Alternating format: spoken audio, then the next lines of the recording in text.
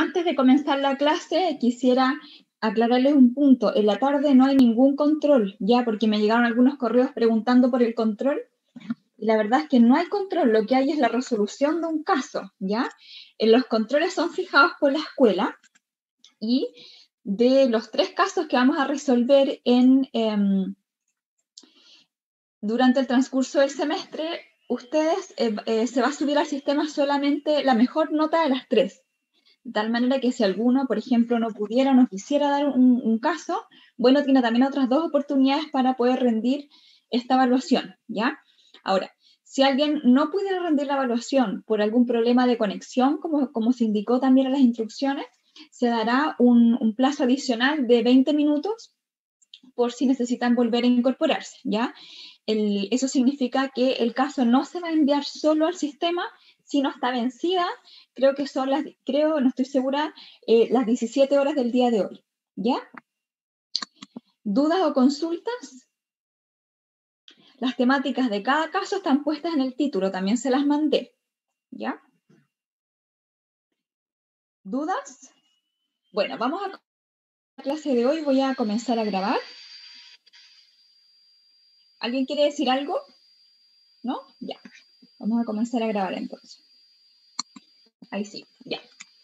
Nosotros el día de ayer comenzamos a revisar la voluntad como requisito en negocio jurídico, ¿cierto? Y dijimos que el estudio de la voluntad involucraba en general, primero, la existencia, ¿verdad? Los requisitos de existencia de la voluntad y los requisitos para que esa voluntad tenga relevancia jurídica. Comenzamos a ver ambos requisitos, nos quedamos hasta la exteriorización y por lo tanto hoy día vamos a culminar de ver la voluntad como requisito de existencia en negocio jurídico. Y vamos a comenzar a ver también la formación del consentimiento. Nosotros dijimos que la voluntad toma el nombre de consentimiento en el caso de los negocios jurídicos bilaterales, una vez que se ponen de acuerdo las dos partes, ¿ya? Y eso es lo que probablemente alcancemos a ver en la mañana. En la tarde, en la primera hora, vamos a revisar entonces formación de consentimiento, lo que no alcancemos a ver hoy en la mañana, y algunos supuestos de responsabilidad precontractual, es decir, si es que lo que ocurre antes de la formación del consentimiento puede tener o no relevancia jurídica, ¿ya? A partir de la próxima semana, entonces, vamos a revisar la voluntad, pero no desde la existencia, sino que desde el oficio del consentimiento. El requisito de validez, esto es, que la voluntad no tenga vicios, ¿ya? Bueno, entonces dijimos que la voluntad, para que tenga relevancia jurídica, debía exteriorizarse, y por lo tanto, las formas de exteriorización que nosotros conocemos son la forma expresa, la tácita y el silencio, ¿ya? Nosotros dijimos que la expresa, aquella que se formula en términos formales y explícitos, es la que menos problema nos trae. La tácita se formula a través de hechos inequívocos que reemplazan el acto del lenguaje y en general suele tener la misma validez que la forma expresa, salvo los casos en que expresamente o el legislador o las partes le han negado validez a la forma tácita de expresión de la voluntad. Y finalmente encontramos el silencio. Nosotros dijimos que muy excepcionalmente el silencio se le otorga validez como manifestación de voluntad. ¿Por qué? Porque en derecho, como intentamos resguardar la autonomía de la voluntad, es que no se puede comprender que el silencio constituya manifestación. Y únicamente si es que las partes o el legislador así lo han establecido, el silencio puede tener validez como manifestación de voluntad. Ahí nos quedamos el día de ayer. Entonces, aquí está, ¿verdad? Primero, las partes pueden otorgarle validez al silencio. Por ejemplo, vimos el caso, muy probablemente, muy frecuentemente, en los contratos de arriendo se establece una cláusula en que se dice, por ejemplo, si es que las partes nada dicen, transcurrido el vencimiento del plazo de arrendamiento, prorrogado este contrato en los mismos términos por un año más, por ejemplo, ¿ya? Entonces ahí las partes están otorgando validez al silencio como manifestación de la voluntad. Si transcurre el plazo, por ejemplo, es un arrendamiento a un año, si transcurre el año y nadie dice nada, incorporándose esta cláusula en el contrato, se entiende que el contrato se prorroga por un año más, ¿ya? No obstante, dijimos que esta regla de que las partes pueden otorgarle validez al silencio en un contrato libremente negociado, probablemente no generen ninguna duda o ningún problema, ninguna injusticia. ¿Por qué? Porque ambas consintieron. Pero puede haber algún tipo de problema en los contratos que son por adhesión, ¿ya? ¿Por qué? Porque una de las partes le impone, no por una razón jurídica, sino que por su posición fáctica, su poder de negociación le impone el clausulado a la otra y la otra solo puede aceptar o rechazar. Bueno, entonces, por tal razón, en la Ley de Protección de los Derechos de los Consumidores, el artículo 3, si ustedes se fijan acá, establece expresamente que el silencio no constituye aceptación en los actos de consumo, es decir, ni siquiera aunque las partes lo digan, el silencio puede tener validez como manifestación de la voluntad, ¿ya? ¿Dudas o consultas? Bueno, encontramos además casos en que el propio legislador le otorga validez al silencio. Son casos excepcionalísimos y por lo tanto requieren de interpretación restrictiva. Fíjense ustedes lo que pasa acá. Miren.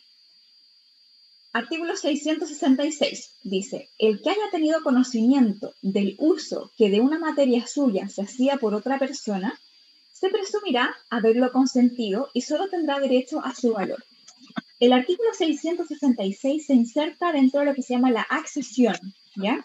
Eso lo vamos a estudiar después, el derecho de las cosas como un modo de adquirir el dominio, ¿ya?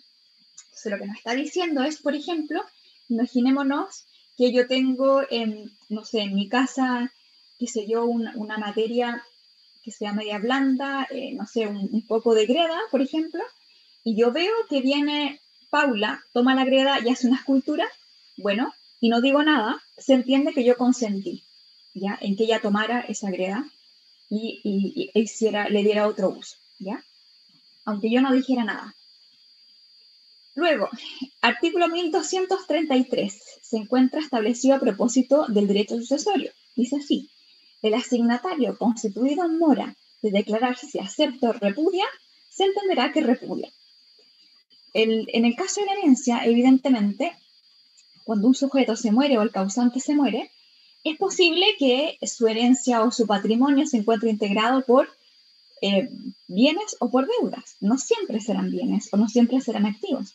Entonces, no podemos obligar a que una persona automáticamente adquiera ese patrimonio. Entonces, se le otorga la oportunidad al asignatario, ya es decir, al heredero, para que acepte o rechace, ¿ya? Si acepta, bueno, habrá una expresión ahí, una manifestación expresa o tácita de la voluntad, según lo que vimos ayer. Puede ser, por supuesto, expresa o puede ser tácita si es que realiza un hecho que solo habría podido realizar de haber aceptado la herencia, pero si no dice nada en protección precisamente de la voluntad, es que se entiende que rechaza, ¿ya? Y luego tenemos otro caso muy importante para nosotros, para la carrera que estamos estudiando, que es el 2125, que dice así, las personas que por su profesión u oficio se encargan de negocios ajenos, están obligadas a declarar lo más pronto posible si aceptan o no el encargo de una persona que una persona ausente les hace. Y transcurrido un término razonable, su silencio se mirará como aceptación. Aun cuando se excusen del encargo, deberán tomar las providencias conservativas urgentes que requiera el negocio que se les encomienda. Entonces, las personas que por su profesión o oficio se encargan de negocios ajenos, ¿quiénes están incorporados acá?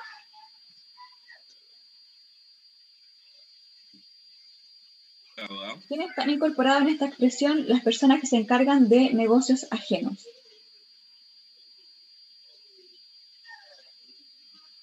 A ver, Maximiliano, ¿estás ahí? Sí. ¿Aló? ¿Me escucha? A ver, no sé ¿Aló? si escucho bien.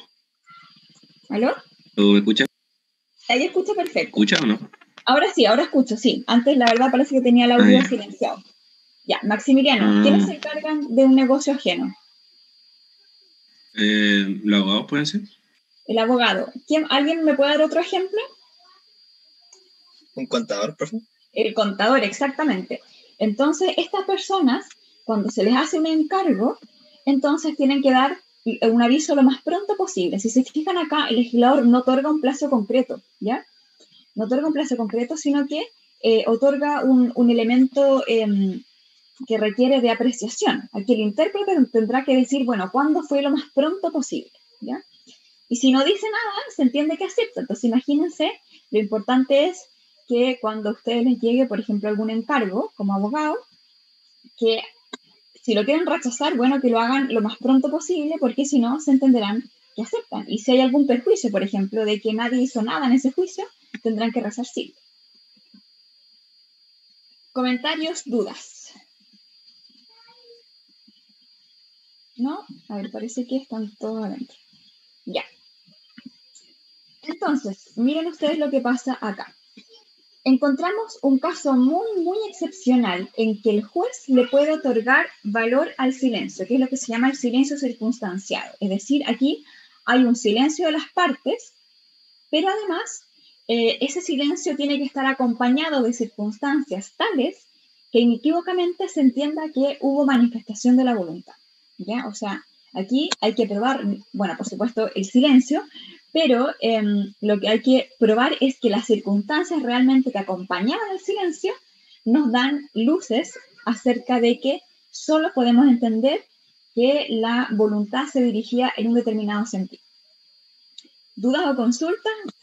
Me di cuenta recién que tenía el audio silenciado, así que si alguien quería decir algo, por favor, que lo indique. Bueno, entonces estamos hablando de silencio, o sea, no hay ni siquiera hechos de la parte, ¿ya? O sea, si hubiera hechos de la parte, estaríamos hablando de una expresión tácita. Acá no hay nada. Pero lo que acompaña el silencio, bueno, da cuenta de que la parte querría quizás manifestarse en tal sentido. Y es un caso muy excepcional, como les decía, y por lo tanto requiere interpretación restrictiva. Una vez que se determina la validez del silencio como manifestación de la voluntad por parte del juez, entonces se encuentra sometida a las mismas reglas de manifestación de la voluntad expresa o tácita. Segundo requisito para que la voluntad tenga relevancia jurídica, y es que sea seria, es decir, que hay una intención de obligarse, una intención de producir una consecuencia jurídica. Por eso habíamos dicho ayer que si es que a alguno de ustedes yo le digo te vendo mi computadora a 100.000, obviamente es un ejemplo de clase y a nadie se le ocurriría pensar de que yo realmente estoy haciendo una oferta seria, ¿ya? Entonces, en ese sentido, tiene que tratarse de una manifestación de voluntad, como dice Avelino León, realizado con la intención de producir un efecto práctico sancionado por el derecho. Por lo tanto, tiene que haber voluntad de declaración y voluntad de contenido. Es decir, voluntad de declaración, yo le digo a Diego, te vendo mi computador por 300.000, pero si es un ejemplo de clase, solamente hay voluntad de declaración, no hay voluntad de contenido. No quiero realmente venderlo. Casos en los cuales, estos son ejemplos en los cuales falta la seriedad. Ustedes, por supuesto, pueden probar que en otros casos también falta la seriedad. Primero, las obligaciones meramente potestativas. Te donaré una casa cuando yo quiera. Evidentemente, ahí no hay ninguna intención seria de obligarse, sino yo habría, por ejemplo, ¿qué podría haber hecho yo, por ejemplo, para otorgarle seriedad a esta propuesta?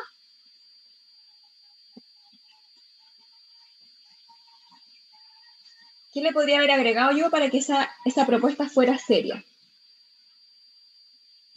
¿Alguien se le ocurre?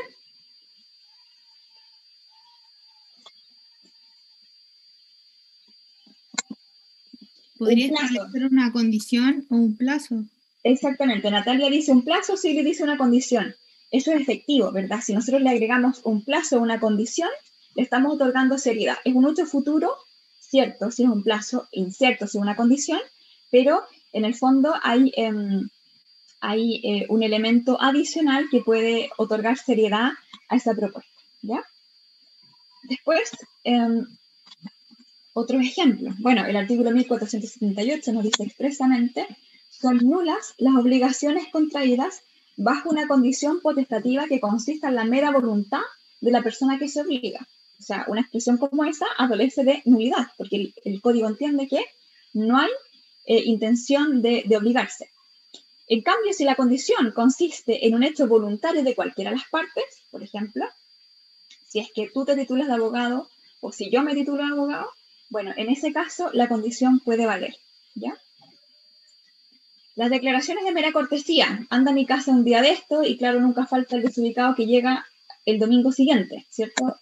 Todos sabemos que anda a mi casa un día de esto, bueno, es una expresión, al menos por costumbre en Chile, de mera cortesía.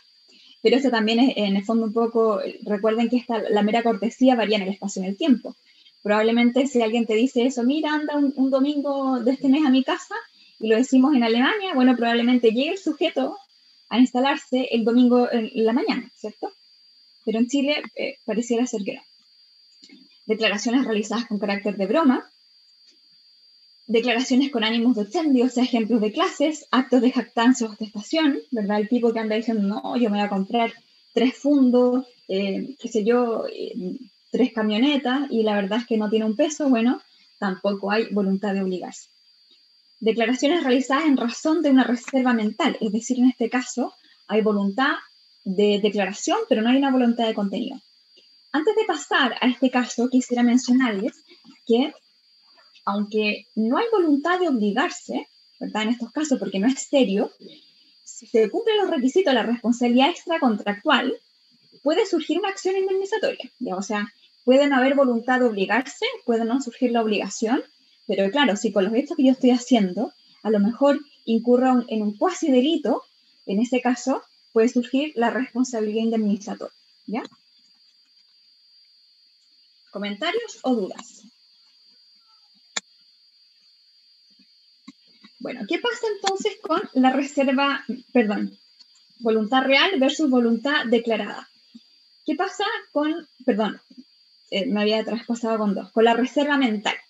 En este caso hay una declaración efectiva, externa, pero mi fuero interno no lo quiere, ¿ya? Es decir, yo estoy realizando un acto, ¿verdad? O estoy expresando algún tipo de declaración de voluntad, pero internamente no lo quiero. Eso es lo que se llama una reserva mental, situación que no es regulada de manera expresa por el ordenamiento jurídico chileno y que en general se suele abordar dentro de los conflictos entre la voluntad real y la declarada. O sea, yo digo una cosa, pero quiero otra, ¿ya? ¿Qué pasa en este caso? Bueno, en el ordenamiento jurídico chileno no hay ninguna solución tajante, ¿ya? Sino que no hay una sola, un artículo que nos diga, mira, en el caso de una diferencia entre lo que estoy diciendo y lo que quiero, es prima lo que quiero o prima lo que estoy diciendo. ¿Cuáles han sido en general las posturas doctrinarias a nivel de literatura mundial?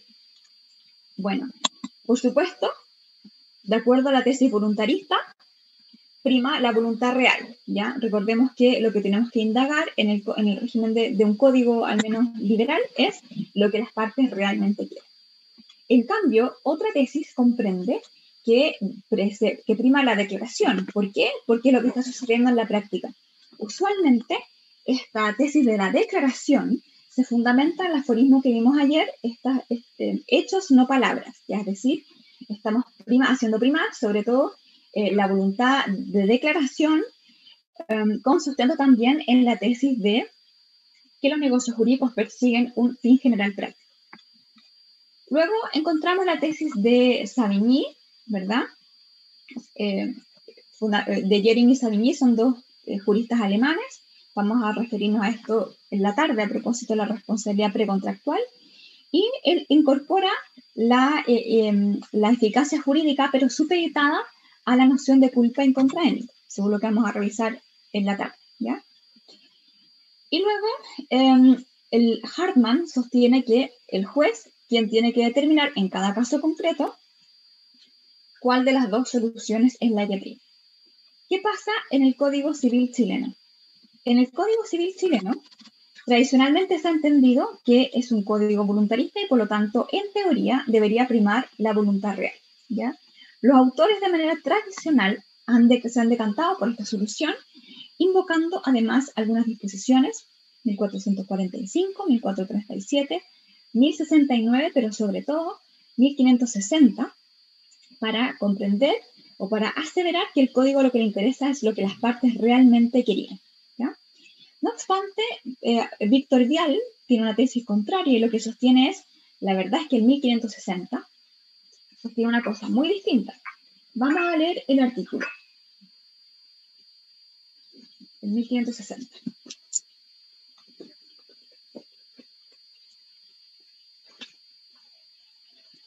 Dice así. Esta es una regla que se encuentra incorporada a propósito de la interpretación de los contratos. Dice, conocida claramente la intención de los contratantes, debe estarse a ella más que lo literal de las palabras. Entonces, claro, este es el argumento fundamental que tienen los autores que se decantan por la tesis de la voluntad real para sostener que prima la voluntad real por sobre la declarada. No obstante, Víctor Vial lo que está sosteniendo es que la función del 1560 es otro. No es hacer primar o decantarse o solucionar el problema que estamos planteando, sino que simplemente disponer o establecer el imperativo de que la voluntad real tiene que ser conocida, ¿ya? Pero no hay una solución clara respecto de este punto. ¿Comentarios? ¿Dudas? Vamos a ver un par de casos y el resto lo vamos a dejar para la guía, ¿ya?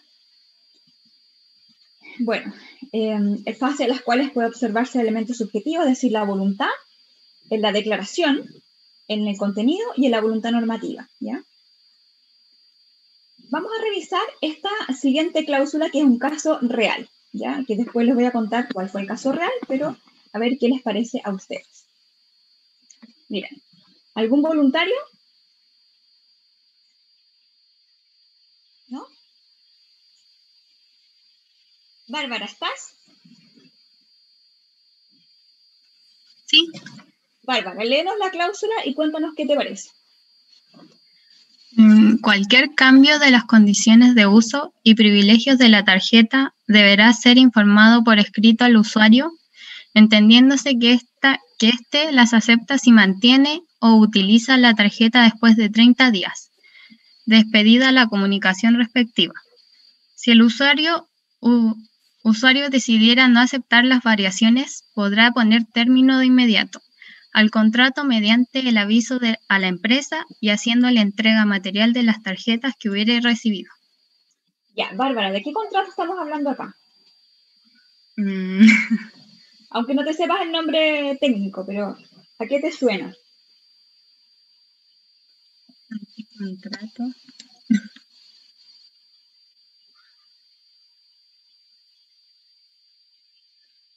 ¿A alguien se le ocurre?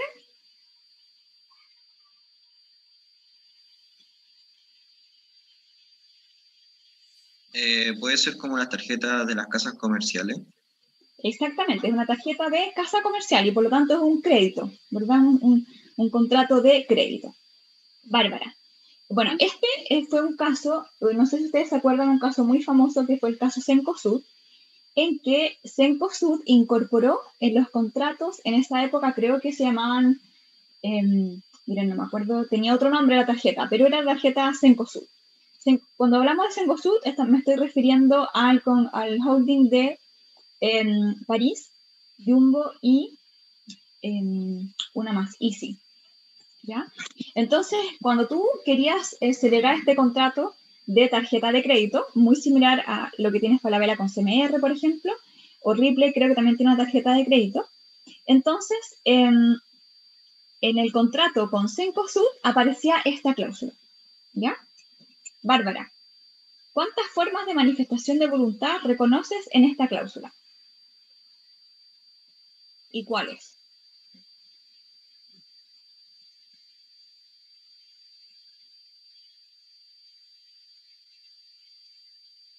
O quizás antes que eso, Bárbara, ¿cuáles son las posibles formas de manifestación de voluntad que revisamos?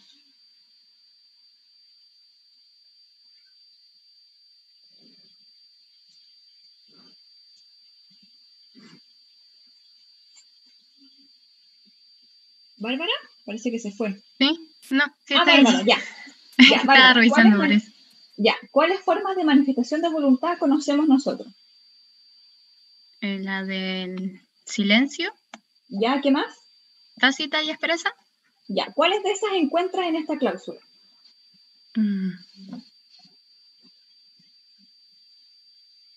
Expresa. ¿Dónde?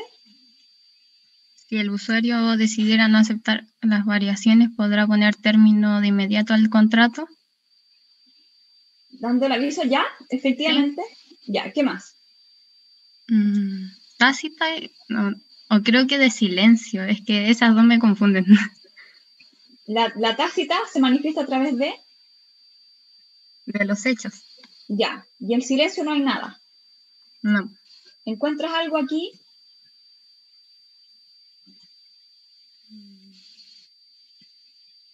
Una tácita. ¿Dónde? Cuando deberá ser informado por escrito al usuario, extendiéndose de que éste las acepta si se mantiene o utiliza la tarjeta después de 30 días. ¿En qué palabrita está la tácita? Lo que ocurrió acá fue lo siguiente.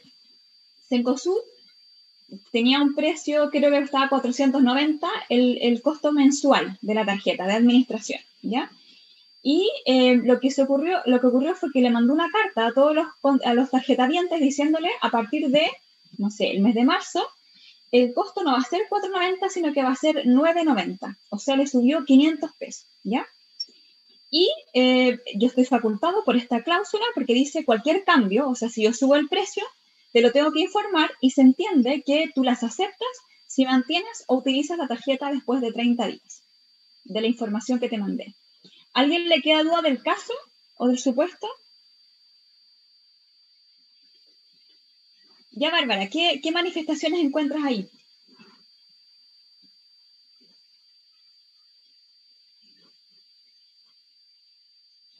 Dice, te aviso que te voy a subir el precio de 4.90 a 900 pesos. Y si tú no dices nada, o sea, si tú mantienes la tarjeta o la utilizas, después de 30 días, desde este aviso se entiende que tú estás aceptando esa subida de precio. ¿Sería tácita? ¿En qué parte está la tácita en la cláusula? Hay una palabrita que te puede servir. Si ocupa la tarjeta o no.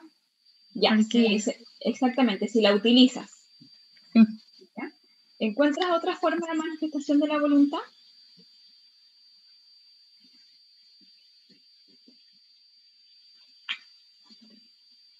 ¿De silencio?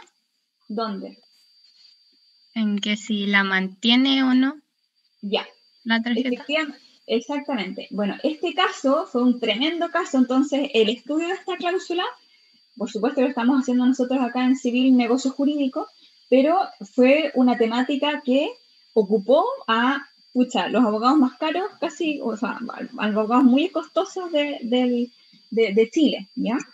Entonces, ocupó al CERNAC y ocupó a estudios de abogados particulares.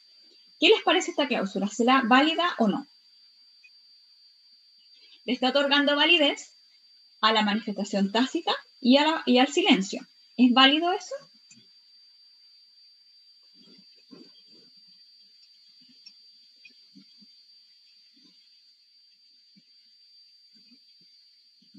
¿Sí o no? ¿Será válido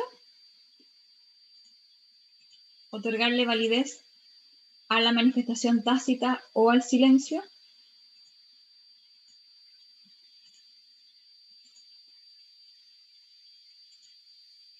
Manuel. Yo creo que no. ¿Quién dijo que no?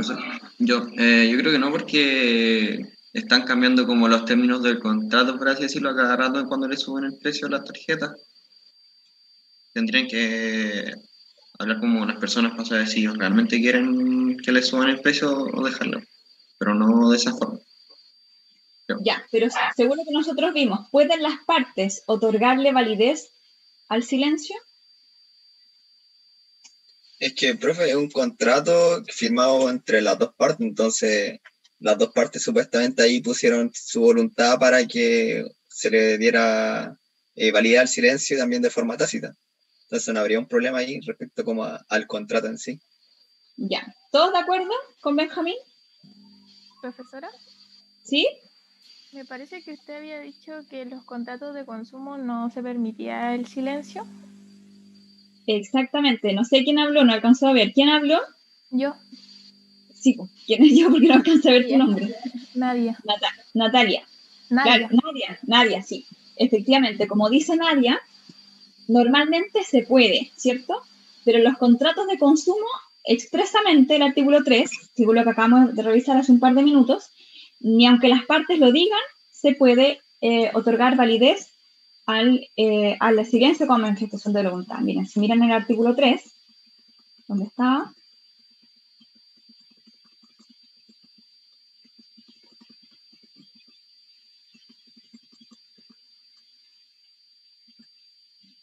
Acá, mira, al final, artículo 3 de la Ley de Protección de los Derechos de los Consumidores. El silencio no constituye aceptación en los actos de consumo. O sea, ni siquiera aunque las partes lo digan, el silencio va a tener validez de manifestación de la voluntad. ¿Y pueden las partes en el contrato de consumo otorgarle validez a la aceptación tácita o a la manifestación tácita? ¿Podrán hacer eso?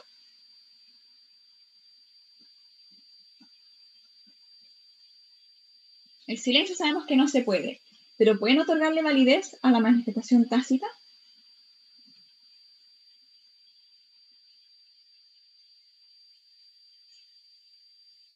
Marcelo, ¿estás ahí?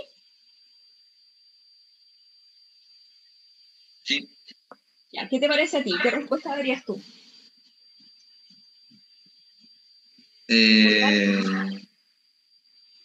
Ahí escribió Natalia. A Sí, ver. porque se desprenden de los hechos.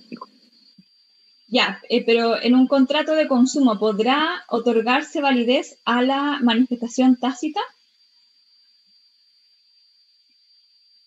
¿Está prohibido? Sabemos que el silencio está prohibido. ¿La tácita está prohibida? No, la tácita no. ¿Y tú crees que se le podría otorgar validez entonces? Supongo que sí. Ya, ¿todos de acuerdo, Marcelo?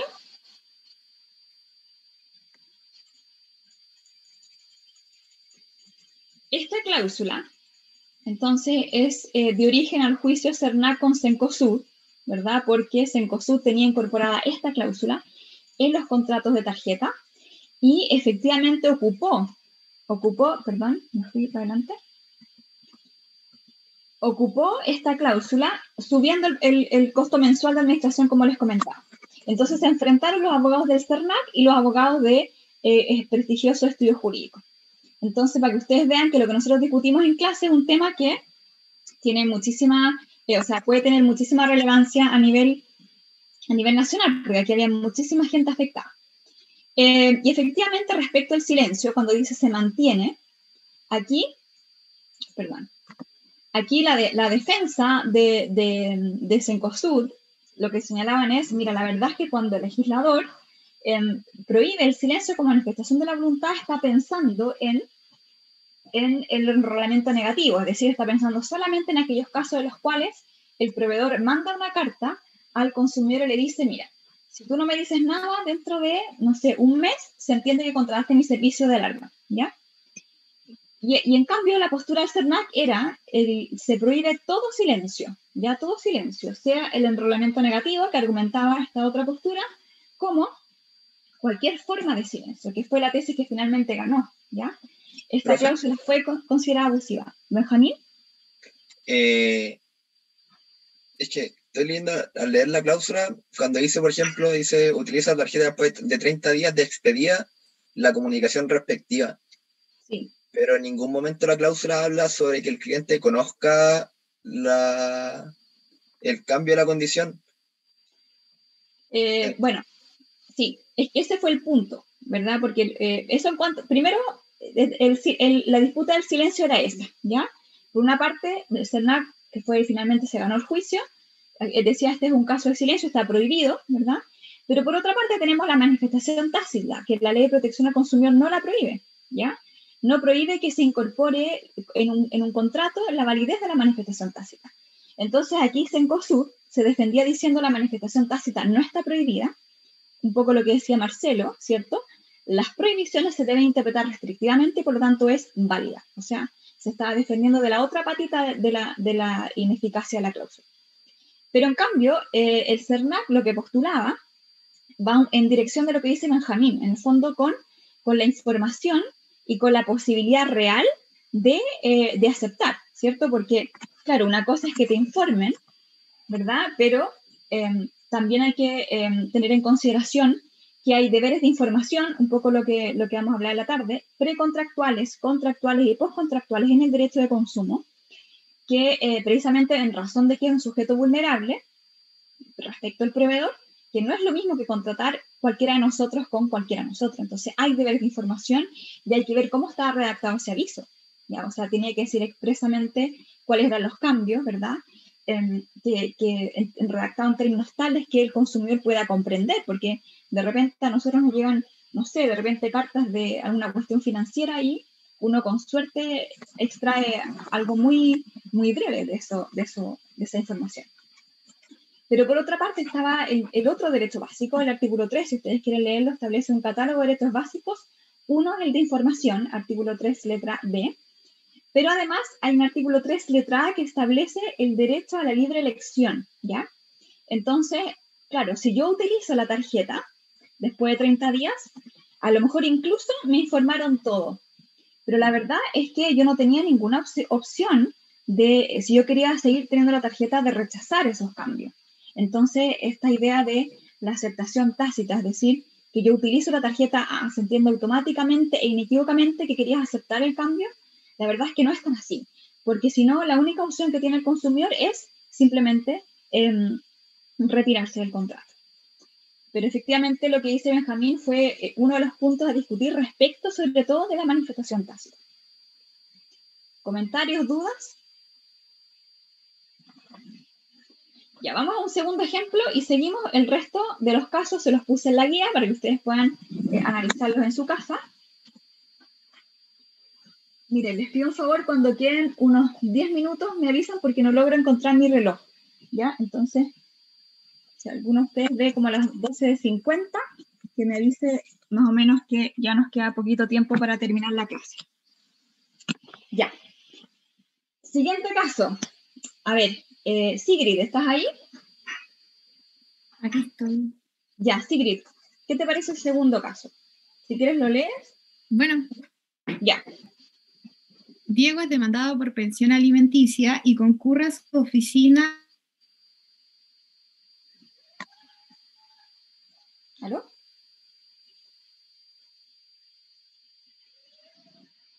No sé si Sigrid se silenció o que yo sin audio.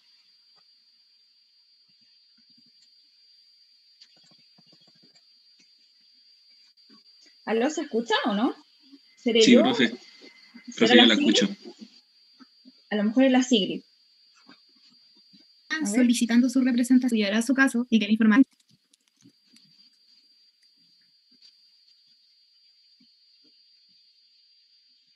Ah, ya, la Sigrid dice que su conexión está mala. Entonces, ¿voluntario?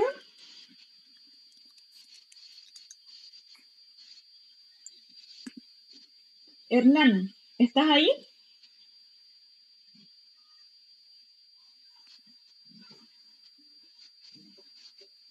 ¿Hernán?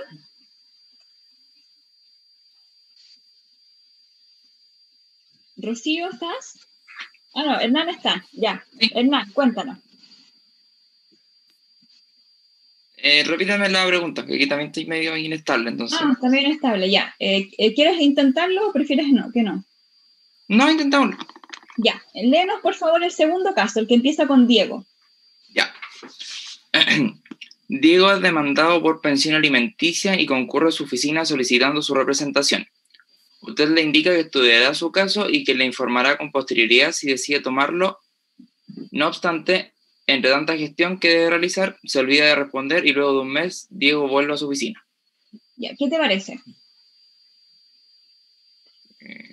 O sea, aquí la pregunta es, ¿qué pasa con cuál de los sujetos? ¿En cuál de los sujetos hay silencio?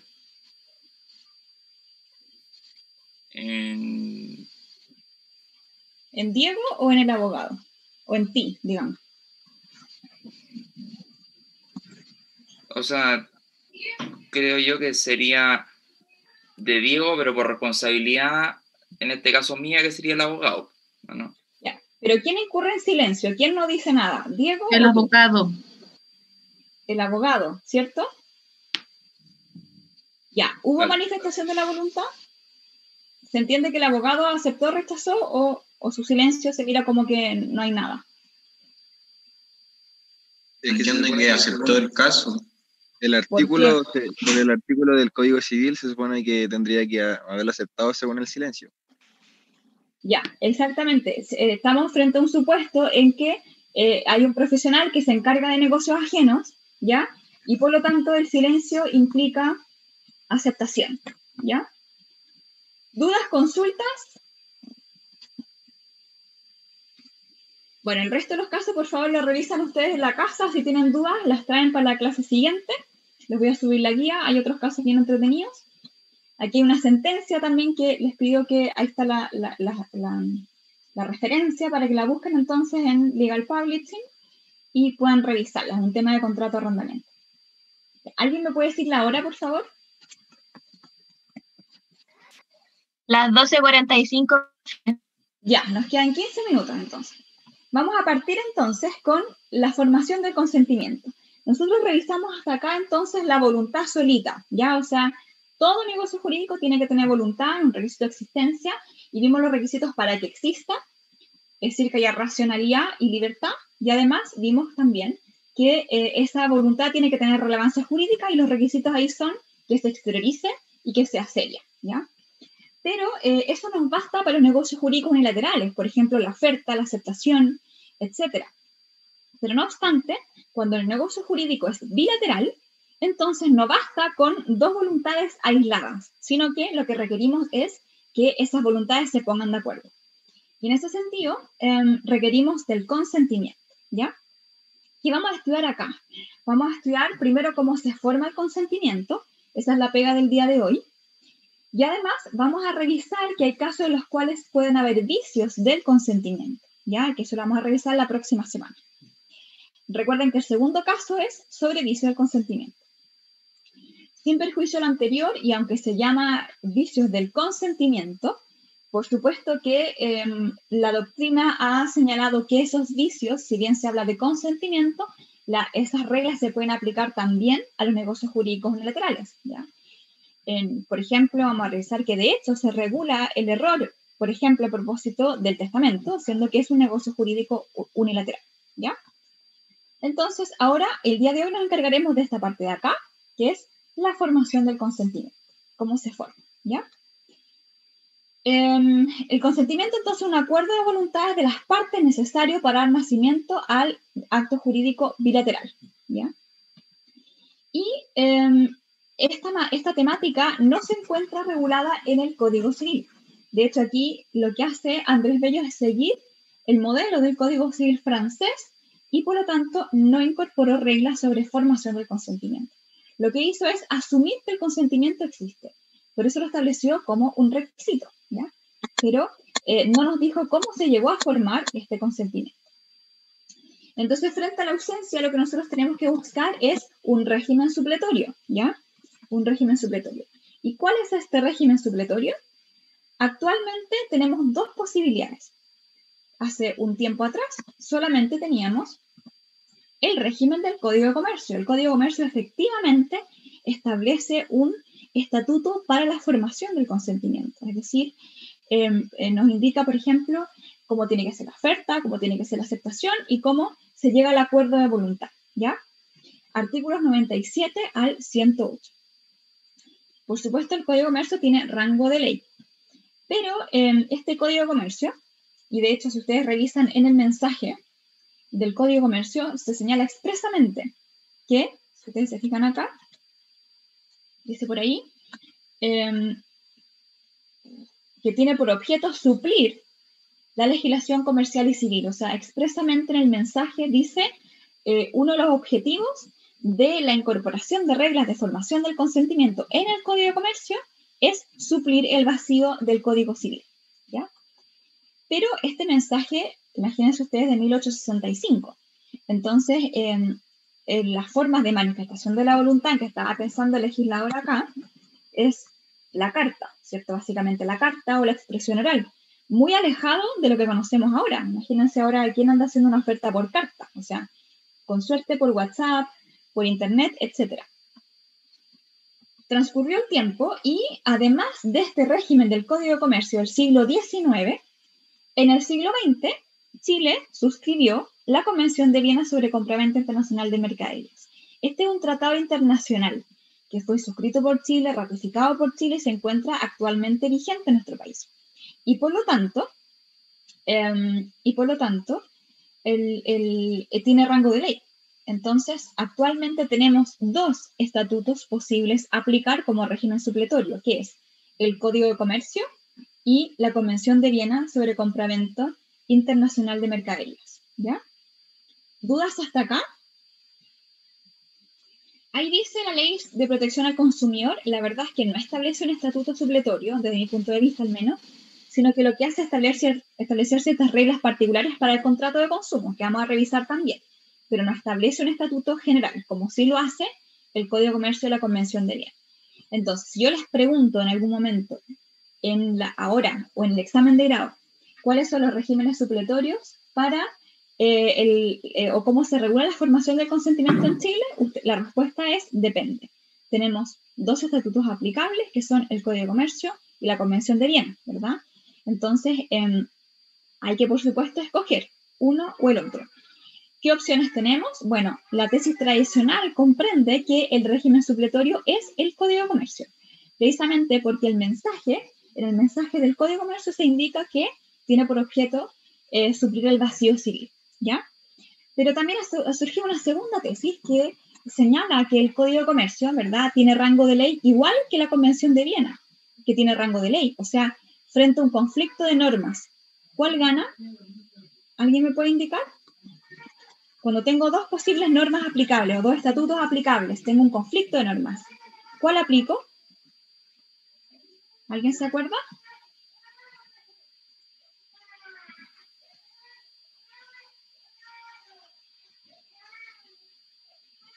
Fernanda, ¿estás ahí?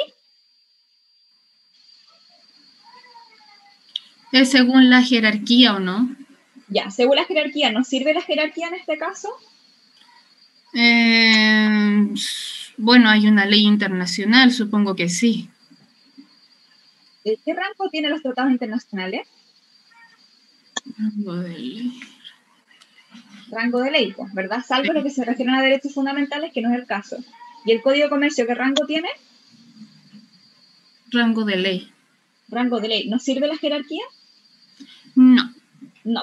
¿Qué nos sirve? ¿Qué nos puede servir? Jerarquía está para la regulación de ley especial. Ya, ¿nos sirve la especialidad? Natalia dice lo mismo. ¿Nos sirve la especialidad? No.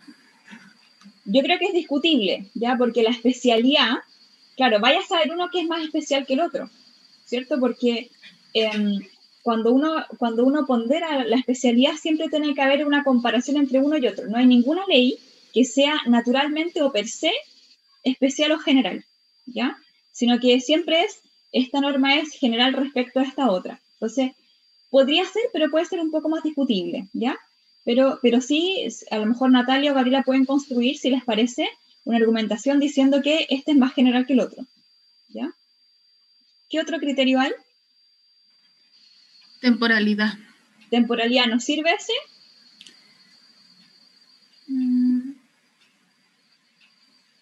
La Convención de Viena del siglo XX, no me acuerdo el año, pero siglo XX, y la otra del siglo XIX. Puede ser. Puede ser, exactamente. Puede ser. Entonces, efectivamente, mira, hay argumentos para una y para la otra, ¿ya? A lo que voy es que puede ser una u otra según el argumento. Tradicionalmente se ha entendido que es el régimen del Código de Comercio. ¿Por qué? Porque es una ley nacional, el mensaje así lo dispuso, el mensaje del Código de Comercio, y asimismo, y probablemente casi todos los manuales ustedes lo estudien, ustedes les aparezca, de hecho así lo señala Corral, el régimen del Código de Comercio, ¿ya? Después tenemos la otra tesis, que es una tesis un poco más moderna, más actual, que ha comprendido que es el régimen de la Convención de Viena. ¿Por qué? Por temporalidad, como decía Gabriela, y porque la regulación es un poco más cercana a nosotros. Es verdad que no está hablando ni de WhatsApp, ni de link de Internet, pero está hablando de, no sé, pues, telegramas, fax, etc. Por supuesto, igual es anacrónico respecto a lo que estamos viviendo, pero es un poquito más cercano a nosotros, ¿ya? O asimismo, podría plantearse la posibilidad de que se escoja un régimen de formación del consentimiento. Yo les dejo planteadas las dos soluciones, ahí cada uno verá en su momento qué tesis, por cuál tesis se decanta, ¿ya? ¿Dudas, consultas? Ya, ojo que la ley de protección no establece un régimen general de formación del consentimiento, tiene solo normas aisladas para los contratos de consumo que vamos a revisar después. En cualquier caso, la estructura básica de la formación del consentimiento es la oferta más aceptación, ¿ya? Te vendo mi computadora a 200.000, bueno, ya, se formó el consentimiento. Ojo, que la formación del consentimiento equivale al perfeccionamiento del contrato. ¿Cuándo? ¿En qué casos la formación del consentimiento equivale a la perfección del contrato o del negocio jurídico? ¿Alguien se acuerda?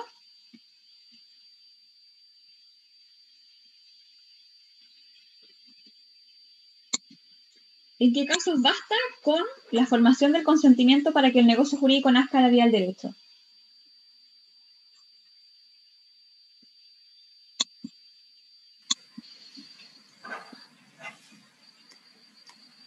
¿Alguien se acuerda?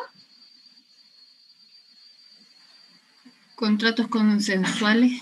Los contratos, negocios jurídicos consensuales, exactamente. Y por lo tanto, si hay formación del consentimiento, pero no basta con eso nomás, para que haya negocio jurídico, ¿en qué negocios jurídicos ocurrirá? Solemnes. Y reales, ¿verdad? Reales, sí. Precisamente esa es la razón por la cual, o sea, una de las razones, porque hay muchas otras, que va a decantar en este estudio de la fase previa a la formación de consentimientos, previa a la formación del contrato, ¿ya?